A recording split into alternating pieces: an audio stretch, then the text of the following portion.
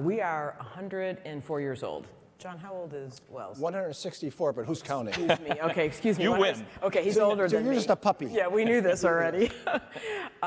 But I always say at 104, if you've got to reinvent yourself many times, and we are the only one still here after this period of time in reinvention.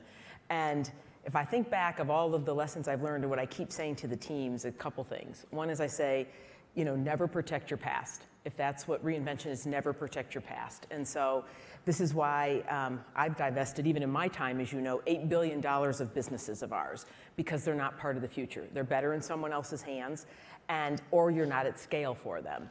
And so semiconductors, which, while hardware is 10% of IBM today, we did semiconductors for 60 years, 6-0. But this is part of better, we'll do the R&D, someone else can do the manufacturing. So don't protect your past.